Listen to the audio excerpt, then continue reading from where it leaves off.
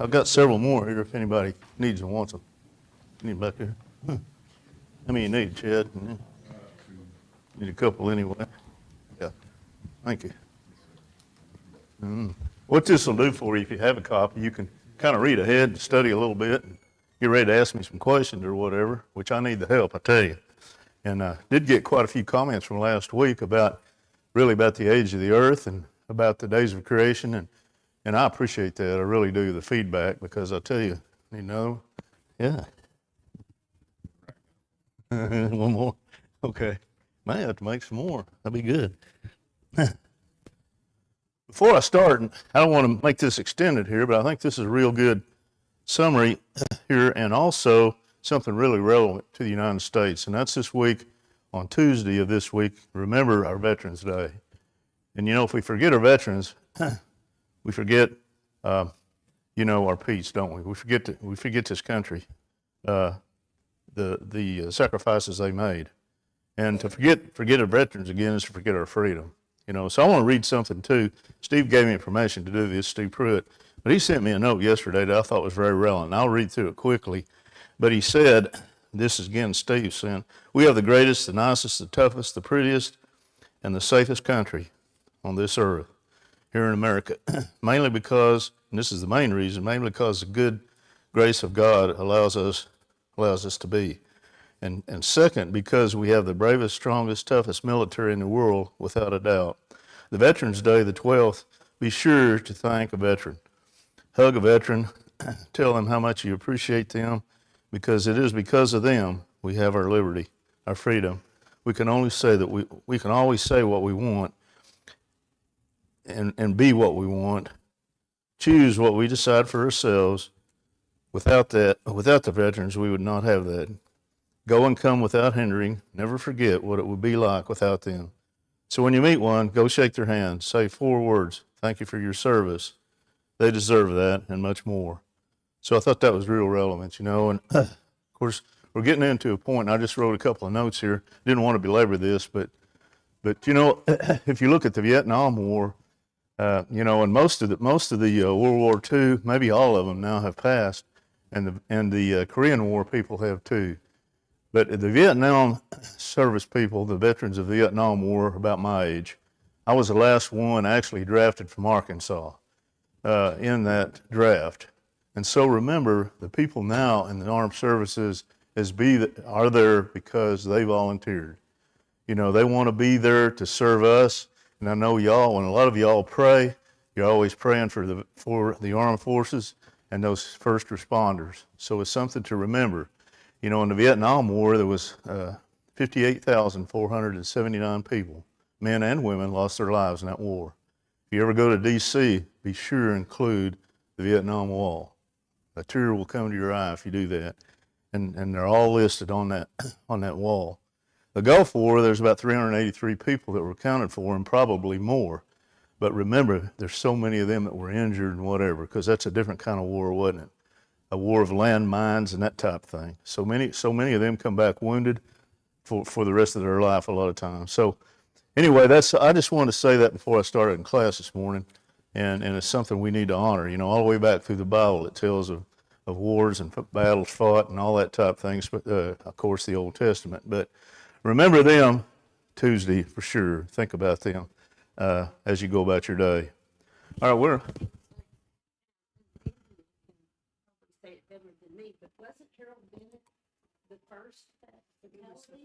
He was the first war that was supposed to be killed.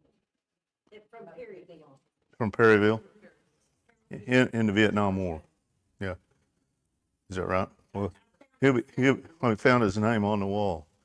So they're all there, 58,479 that we know about, that we could account for. Oh, it's here. Okay. Very good. Very good. Well, today, and again, I appreciate the comments on lesson 1. Be it negative or positive, both ways. But anyway, today we're going to study about the Sermon on the Mount. So we're jumping all the way, aren't we, from a long time period there between the creation and the Sermon on the Mount. Very relevant, and this is Jesus speaking. It took him 3 chapters to do this, but we're going to cover today the 7th chapter in Matthew, which is the 3rd chapter on the Sermon on the Mount.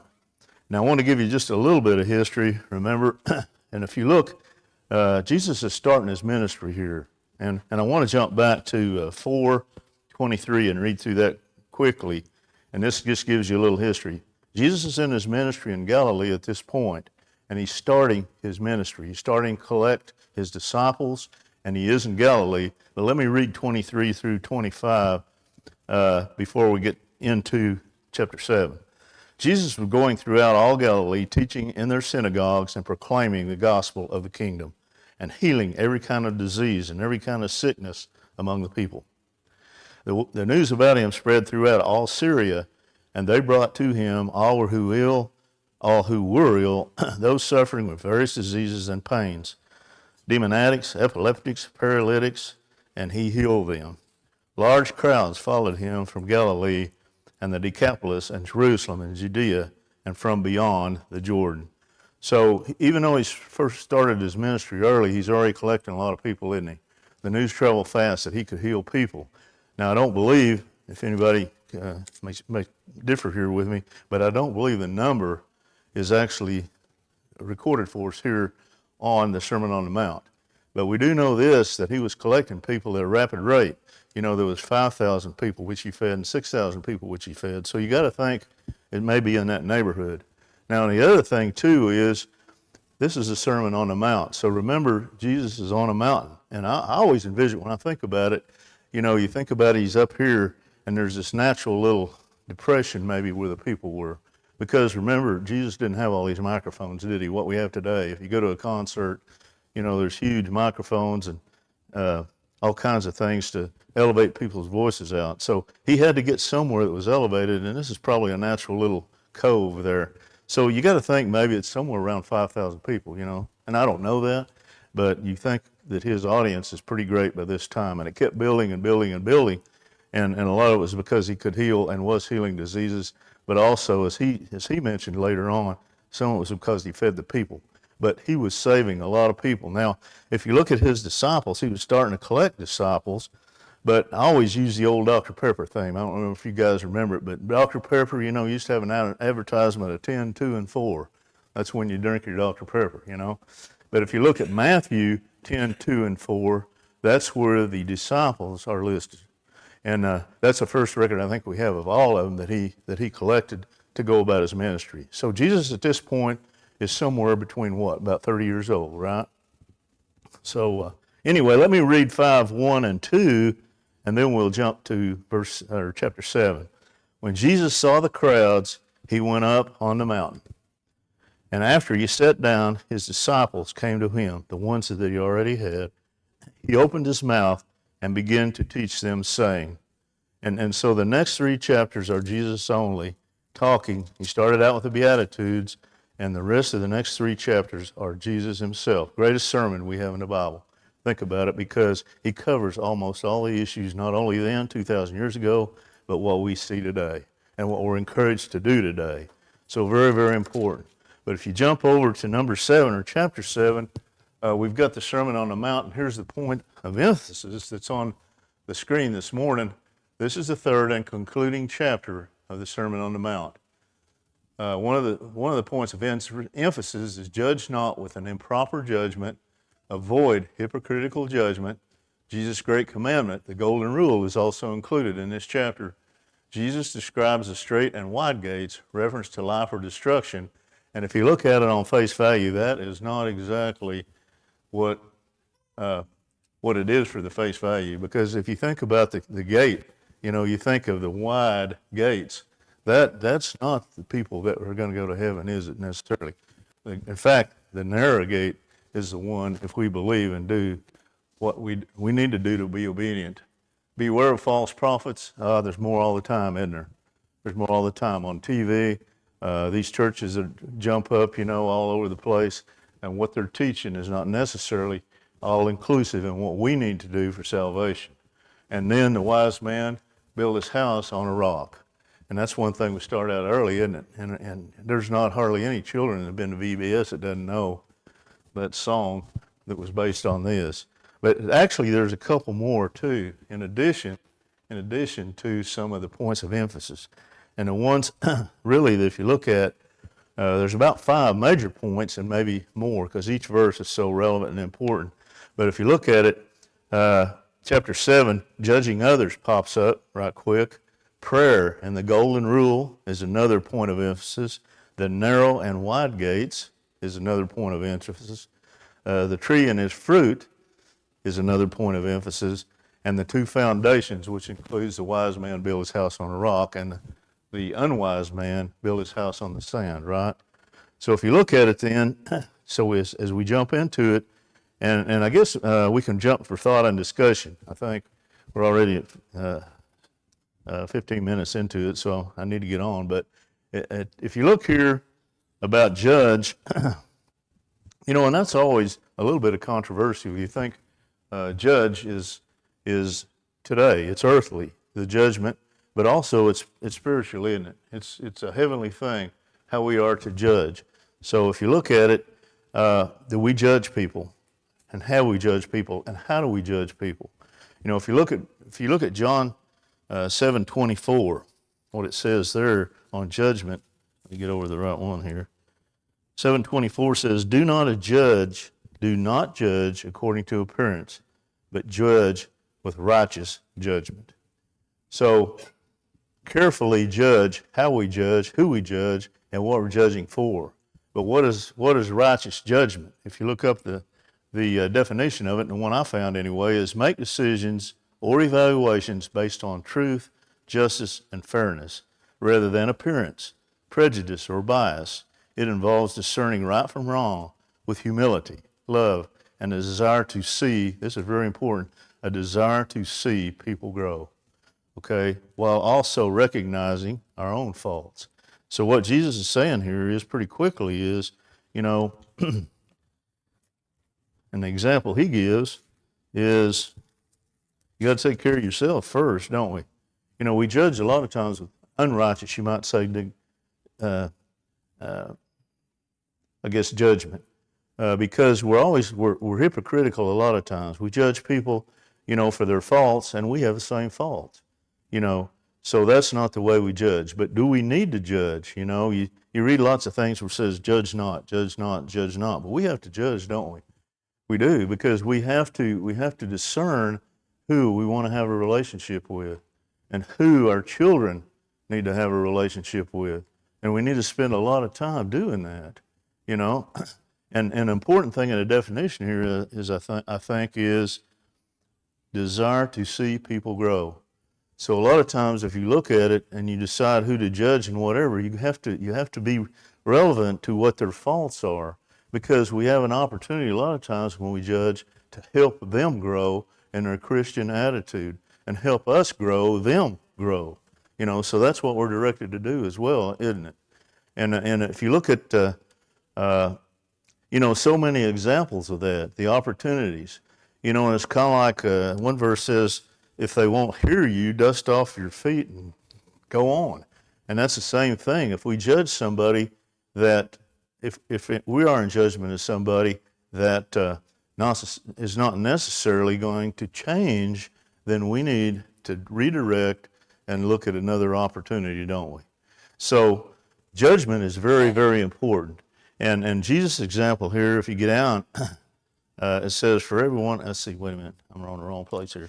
It says, don't be hypocritical, for the way you judge, you will be judged as well. Now the final judgment is between us and God, isn't it? So remember how you judge here, we're going to be judged for too. So remember that as we go. And it says in verse 3, why do you look for the speck that is in your brother's eye and do not notice the log that is in your own eye? And that's very common, isn't it? That's very common in our lives too, that we just judge, as a gunslinger, so to speak, a lot of times, and move on, not realizing the opportunity we have maybe in our lives and their lives to improve their lives. Okay, the second thing here is, or the second point of emphasis is prayer and the golden rule. Now, we've talked about this a lot of times, but God wants us to pray. He wants us to pray, and I think we don't never neglect to remember that, because it says in verse 7 there, ask and it will be given to you, seek and you will find, knock and it will be open to you. So the thing is, he encourages our prayer and he answers our prayer. And the more we speak to God, the better we have with a relationship with him. And that's the thing. Prayer is so important. And what we ask for in prayer, we need to be very specific in what we ask. So again, he absolutely desires our prayers. And I think I had a verse for that, maybe not. But anyway, Romans 2:1. That's still on judgment. I should have read this one. Romans 2:1, we're back on judgment a little bit, but Romans 2:1 says, "Therefore you have no excuse, every one of you who passes judgment, for in that which you judge another, you will condemn yourself. For you who judge practice the same things." We already said that. We practice the same things we judge other people for sometimes. And we know that the judgment of God rightly falls upon those who practice some things. But do you suppose this, O man, when you pass judgment on those who practice such things and do the same yourself, that you will escape the judgment of God? So that's how serious it is, isn't it? So if you look at the golden rule, and one of the questions here, I think, let's see, Jesus' commandment, golden rule, one of the questions is number 2 for thought and discussion. Might jump to that, Marty, I guess, maybe. No, the next slide. It says, what results from the golden rule? There's several things that result from the golden rule, isn't there? And the golden rule says, it's mentioned here. Let me get down here. All right, please. Verse 12 says, "In everything, therefore, treat people the same way you want them to treat you, for this is the law and the prophets." Okay, so the first thing in the golden rule we're looking at is treat other people the way you want to be treated, and that's the golden rule. And that you think about that, and that's so deep in our lives too. It's not a real shallow thing. Treat people how you want to be treated. And the other thing too, that's a double blessing, isn't it? That's a double blessing when we treat people how we want to be treated. One, it's a blessing to them, and 2, it's a blessing to us, because we get it returned to us if we truly and empathetically treat people how we want to be treated. And I jumped to question 2 there, but if you look at question 1, does this text teach that Christians should never exercise judgment of any kind and under any circumstances? And I think we've established the fact that no, we don't. I mean, we should judge, righteous judgment, of course, and we do judge others in order to carry our own lives forward. How difficult will it be to enter at the straight gate? If you look at that, the scripture there is jumped down to verse 13. And it says there, "Enter through the narrow gate, for the gate is wide, and the way is broad that leads to destruction." That's the thing where this is a little bit of a misnomer, isn't it? The gate is wide, and it looks like, okay, we're going to be all right. We're going to get to enter heaven just if we believe. We talked some about that last week, but it's easy to believe, isn't it? The hard thing is be obedient, to be obedient to what we're supposed to do specifically. But it says here, there's a broad gate, but it leads to destruction. It leads to destruction, and there are many who will enter through it. We mentioned the cartoon last week of all these people on this side of the fence, and over here, those that are obedient, there's only 4 or 5 people. So again, this is reemphasizing the fact that the wide gate is available, but the narrow gate is where we want to be. Verse 14 says, "For the gate is small, and the way is narrow that leads to life, and there are few who find it." Okay? And then we jump to, I hope I'm doing this right here.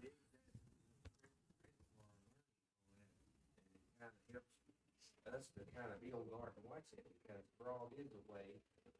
You don't want to go with the big crowd. You got the example of Noah's Ark. I mean, went in the promised land. Yeah. I mean, Sodom and Gomorrah. Mm-hmm. And Scripture said it's written for our learning, so we need to learn from that. Right. And understand. Yeah, if you want to be in that narrow, you want to be with the few. That's right. And in some cases, in a lot of cases, and in most cases, the unpopular few, right? And you mentioned too, I mean, remember how many, or imagine how many people were on the earth in the time of Noah. 8 people survived. You know, so that's a very narrow group, isn't it? And as you go through, there's example after example of that. Very good, yeah. So again, another example of the few that's going to be obedient to their way to heaven. Beware of the false prophets. I think I'm right here. What determines the salvation? Okay. How difficult. Okay, we talked about how difficult the straight gate. And what determines the salvation of one who confesses faith in Jesus? Well, plainly stated in a couple words, obedience. You know, I mean, that's what determines the salvation. And specific obedience. You know, don't be too broad-based in the way we live our lives. And the next thing is beware of false prophets, verse 15, who come to you in sheep's clothing, but inwardly are ravenous wolves. Well, you know, the earth is rampant with false prophets, isn't it? The television type preachers, the fast building, I guess, charismatic type movements, that thing. And there's a lot of people that are false prophets and don't know it. You know, that's the thing too. They haven't studied enough, and what they believe and what they preach is not in depth enough. You know, and I mention this every time I talk about false prophets. But Billy Graham, you know, you think of Billy Graham, he could fill up football stadiums with what he preached. I mean, literally. I mean, you look at, he would reserve some of the NFL stadiums for when he taught. But Billy Graham never taught baptism. And if you think about that, think about the people that thought they were saved through what his teachings were. They didn't maybe go quite far enough. Maybe you would hope that later on they would study more and be baptized. I mean, he started the ball rolling, but he quit too quick. And you know, that's the greatest false prophet I can think of, you know.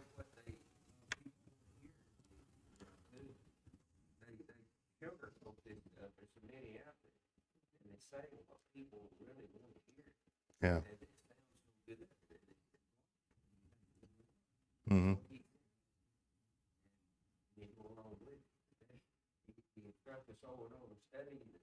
See if it's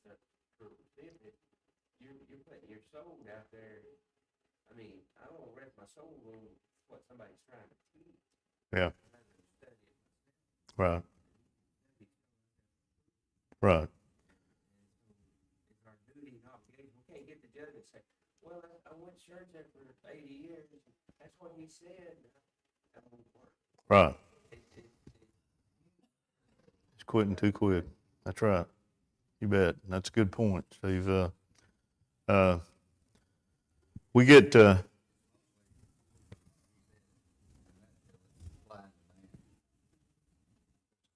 people out there, and these preachers are giving them what they demand, it's what they want. right. They don't want to study. Mm-hmm.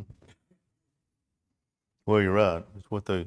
Yeah, you're right. And that's why the some of the churches movements are, you know, and you look at some of these churches that are expanding and roll so rapidly. It's because it's what people want, isn't it? I mean, rather than what they need. And that's why we have the Bible, to study His Word each and every day that we can, or each and every time we get the opportunity. And that's right, you know.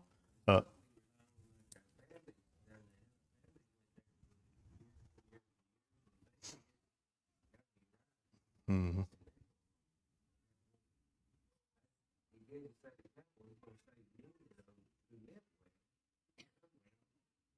Say, well, didn't we do this in your name? Didn't we take clothes from the needy and feed the gay people? Mm-hmm. But we know what he says he's going to say. Mm-hmm. Never was. Right. Well, salvation's a 3-part thing, isn't it, really? It's faith, it's works, and it's obedience. And without one of those 3 or whatever, you know, you could be in bad shape. So if you look at it, you know, the works dictate or demonstrate your faith. You got to have faith to start with, and then you got to have obedience. That's right. Okay. What determines the salvation of one who confesses faith in God? A lot of answers to that, isn't it? But the main thing is, again, what we've been talking about And one of the things that determines the salvation is he that produces fruit. You know, if you look at it, we're to save ourselves, and then we're to save everybody else that we can too, right? So in so doing, we're producing fruit. You know, so that's one thing. Obedience is first, production is second, you might say. Let's see, we're about out of time. In fact, we hit right on it this week. I was a little worried about not getting done here, or actually getting done too quick, you know. But anyway, number 5 says, how did the hearers respond to Jesus' Sermon on the Mount? And again, if you look at it, it's very specific how the Bible answers this, but it says, when Jesus had finished these words, the crowds were amazed at his teaching. Okay, now again, he's starting his ministry here, so there's going to be a lot of people. This is what, his 30th year of life, and he taught through about 33 years. He's about 33 years old, right, when he ascended. So he had about a 3-year time period there. But anyway, he was teaching them. Verse 29 says, of Sermon on the Mount says, 7:29, he was teaching them as one having authority and not as their scribes. You know, in the scribes, we mentioned false teachers or whatever. Now, some of them taught a lot of the law, didn't they? That's what they taught was the law, but they also, you know, taught a lot of false teachings as well. And one thing they didn't believe with this was the actual Christ. This is Jesus that had appeared on earth and was the Christ that was promised through all the years. So, you know, teaching as one having authority, you know, takes it to another higher level too, doesn't it? I mean, because he's teaching what it takes and what he wants, what God wants. You know, the Bible says all authority is given unto Jesus in heaven and on earth. But all authority, he knew what he was talking about. Right. Well, God gave him authority to come again, didn't he? God knows when he's coming, but he has the authority to judge us finally when he does come. So he has the ultimate authority in determining what our fate is. So having said that, I guess I'm out of time, so I'm going to ring the bell here. Thank you all for your comments. Appreciate it.